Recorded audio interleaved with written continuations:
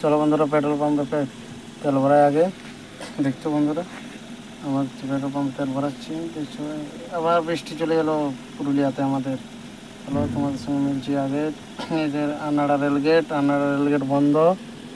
চলো কী নিয়ে যাচ্ছে, তবে রঘুনাথপুর ঢুকছি আমি রঘুনাথপুর বাস স্ট্যান্ড দেখতে পাচ্ছি বন্ধুরা। চলো আস্তে আস্তে। এবার চিনপিনা রেলগেট, খুবই ভাগ্য ভালো আমার, চিনপিনা রেলগেট বন্ধ নাই, খোলা। চলো এই তো সালতলা টাউন দেখছো, হালকা হালকা জাম আছে। আগে চলো তোমাদের সঙ্গে আবার মিলছি। চলো দেখি, এবার কিছু অনেক ভোগ লেগেছে, চলো নাস্তা করি। এখানে মুড়ি চপ আর ভালো পাওয়াই, সালতলা পেরিয়ে এখানে খুব সুপার টেস্টি।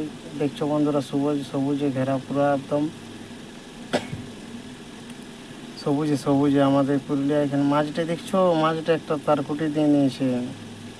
আর এবার এখানে রানিং ঢুকে আমার খালি করছে। আমুল দুধ নিয়ে এসেছিলাম, এই বলছে বহু বলি আমি টোটো উল্টাই নেবো। আবার ফির জাম, রানিং এত জাম মানে ধারণার বাইরে। ফির আবার বৃষ্টি চলে এলো, 20টা মালের জন্য মাথা খারাপ হয়ে গেছে আমার, জানো। খালি করে তো লোড হচ্ছে আবার এখানে এরা রোড লোড হচ্ছে আমার। ফির আবার খাবারও খাওয়া হয় না এখনও, কী করা যায়। 4 ঘন্টা জামে ফেসে আমি অবস্থা খারাপ হয়ে গেলো।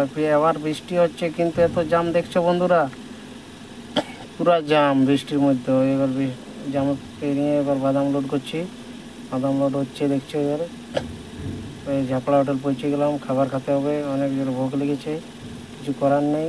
খাবারটা খাই তারপর তোমার সঙ্গে মিলছি। চলো, অর্ডার দেওয়া হয়ে গেছে দেখছো, হোটেলটা ঝাপড়া লাইন হোটেল।